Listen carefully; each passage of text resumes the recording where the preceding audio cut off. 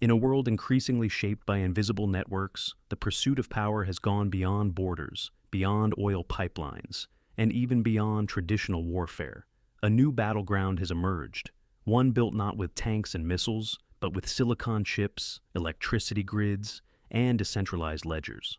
At the heart of this digital frontier lies Bitcoin mining.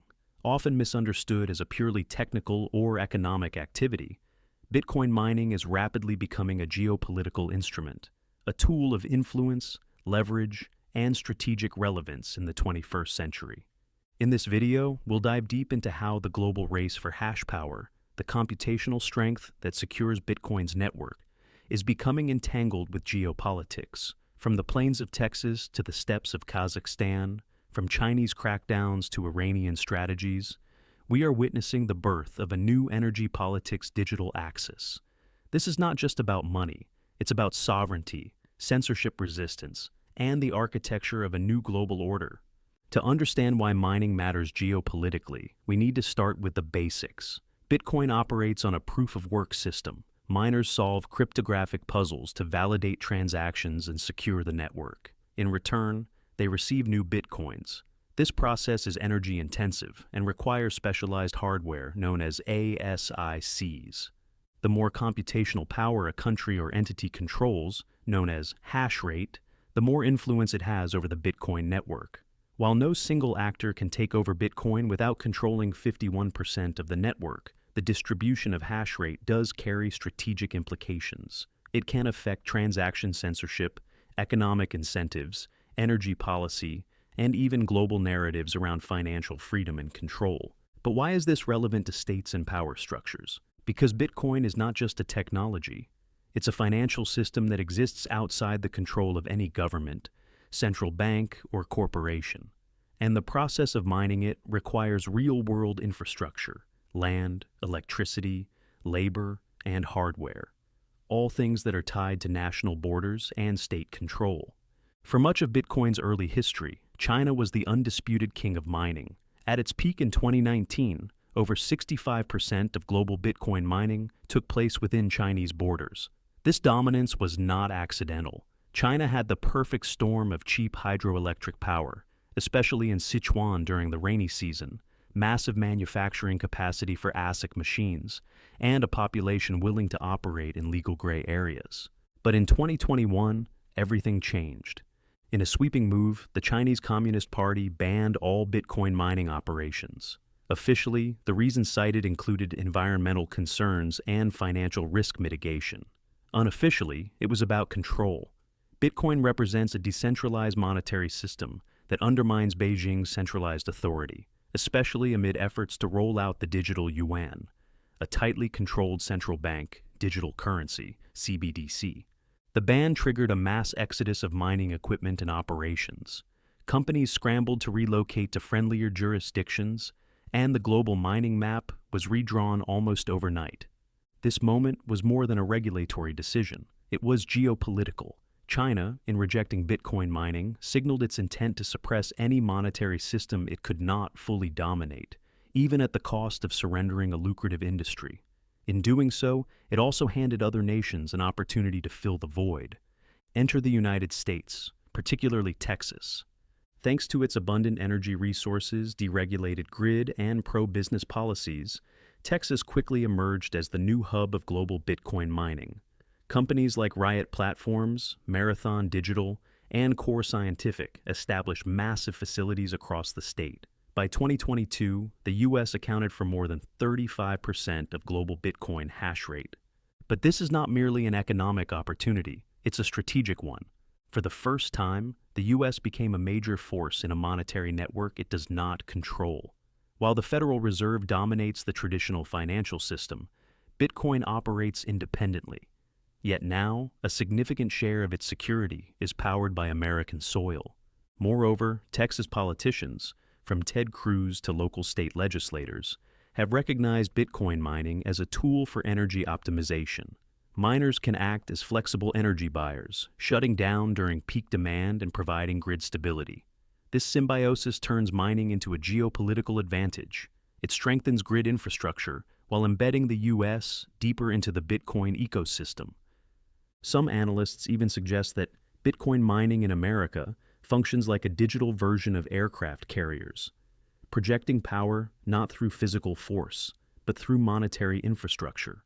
By anchoring a substantial portion of Bitcoin's hash rate, the U.S. gains a stake in a global, censorship-resistant network, one that rivals the SWIFT system in long-term strategic potential. Bitcoin mining consumes energy, a lot of it. Critics often cite this as a flaw, a climate risk, a waste. But from a geopolitical lens, this is where mining becomes most interesting. Energy is power, and Bitcoin transforms surplus energy, often wasted or stranded, into monetary value.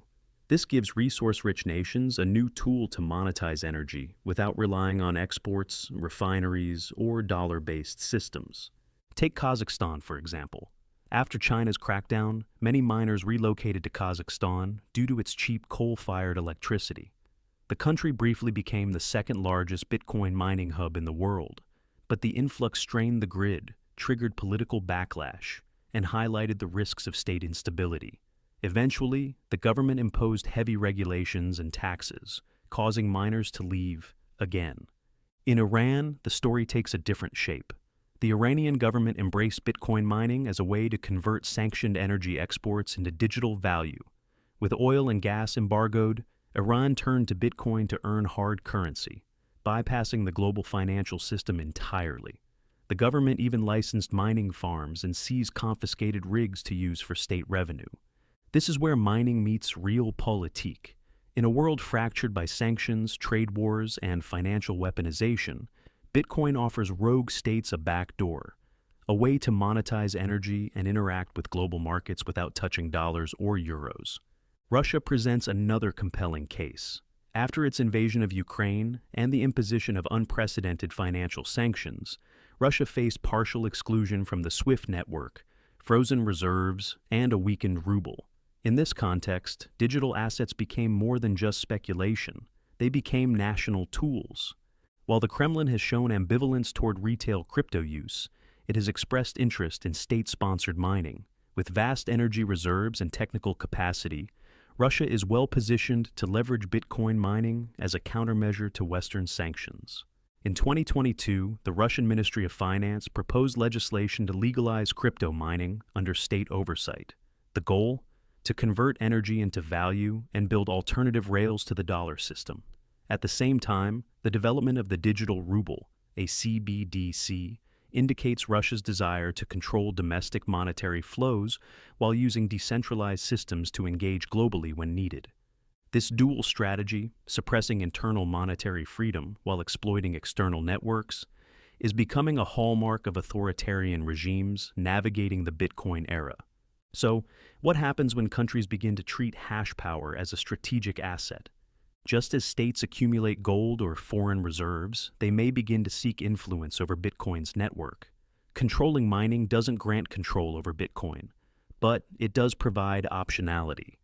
A state with significant hash rate can influence the timing and prioritization of transactions, censor certain addresses, in theory if collusion occurs, reap economic rewards through block subsidies and fees, shape the narrative around Bitcoin's legitimacy or security.